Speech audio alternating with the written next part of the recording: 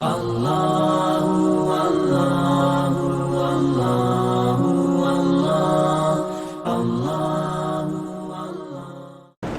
کے نبی کتنے خوبصورت زندگی کے اصول بتا گئے ہمیں۔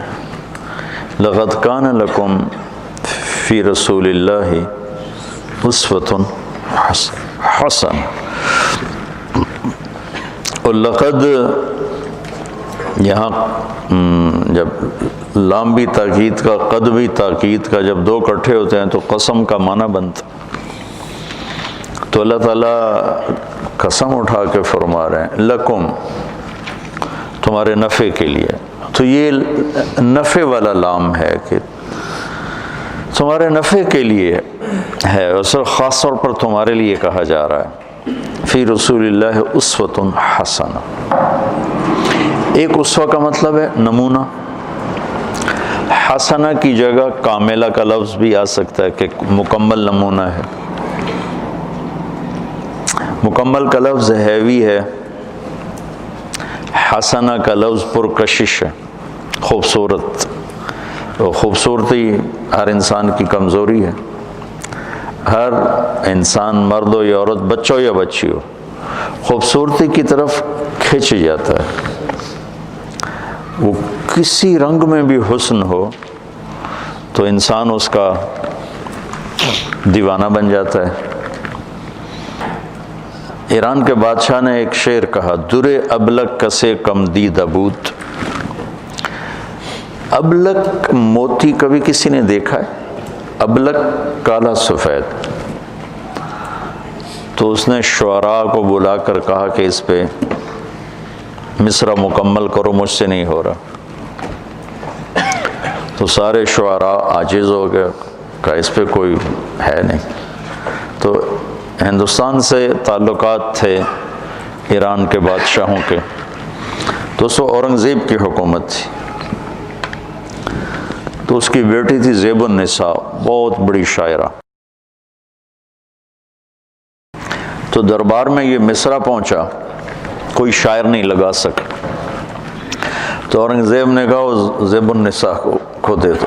وہ زیب النساء پہ ناراض ہی رہتا تھا، چونکہ وہ خشک مزاج تھا اورنگزیب، اور وہ شاعرہ تھی، اور شاعری میں خشک مزاجی تو ہوتی نہیں، اور جب تک اس کے مزاج میں ایک اضافی چیزیں ہوتی ہیں جس کی وجہ سے وہ شاعر بنتا ہے۔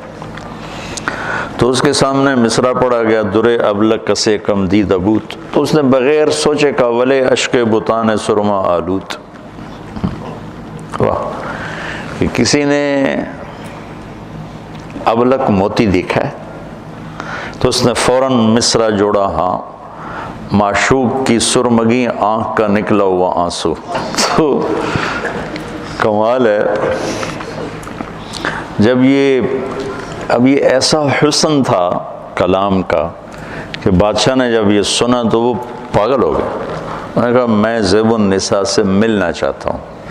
یہ بتا رہا ہوں کہ حسن کسی چیز میں بھی ہو تو آدمی کھنچتا ہے۔ انہوں نے کہا میں زیب النساء سے ملاقات کرنا چاہتا ہوں۔ وہ مجھے کہے گی تو میں وہیں آ جاؤں گا، کہ میں ایسی شاعرہ کو دیکھنا چاہتا کہ اس نے کتنا خوبصورت اسلوب اور تشبیہ اور کمال کر دی۔ تو زیب النساء نے پھر شعر لکھ کر بھیجا، در سخن من مخفی منم چون بوئے گل در برگ گل۔ میں اپنے کلام میں اس طرح پوشیدہ ہوں جیسے پھول میں خوشبو پوشیدہ ہوتی۔ ہر کے دیدن میل دارد در سخن بیند مرا۔ جسے مجھے دیکھنے کا شوق ہے وہ مجھے میرے کلام میں دیکھ لے۔ ہر کے خواہی میل دیدن، ہر کے خواہی میل دارد در سخن بیند مرا۔ فارسی بھول بھلیاں ہو گئی، اتنی پڑھی بھی نہیں تھی۔ ہر کے خواہی میل دارد در سخن بیند مرا، جو چاہتا ہے کہ میں دیکھوں تو مجھے میرے کلام میں دیکھ لے۔ میں نے ایک چھوٹی سی مثال دی ایسی اچانک۔ تو انسانی فطرت ہے کہ خوبصورتی اس کو پکڑ لیتی ہے، تو میں قربان جاؤں۔ اللہ نے کہا تمہارے لیے حسین ترین اگر زندگی گزارنا چاہتے ہو تو میرا نبی ہی نمونہ ہے، چونکہ ایک ہے زندگی خوبصورت ہو، ایک ہے اسباب زندگی خوبصورت ہو، کپڑا ایسا ہو، سواری ایسی ہو، گھر ایسا ہو، برتن ایسا ہو، یہ تو اس کا علم تو ہمیں معلوم، لیکن زندگی خوبصورت ہو یہ علم ہم نہیں جانتے، یہ سب اللہ کے پاس ہے، اور اللہ کے بعد پھر اللہ کے محبوب پہ اتارا گیا۔ ما ينطق عن الهوى ان هو الا وحی یوحی۔ تو ایک ہماری کمزوری ہے حسن پرستی، تو اللہ نے اس لحاظ سے اتنا خوبصورت لفظ استعمال فرمایا، کاملہ کی بجائے مکمل، ایک وزن ڈالتا ہے کہ مکمل ہونا پڑے گا، اور حسنہ حسن، حسن کا ہر کوئی دیوانہ ہے۔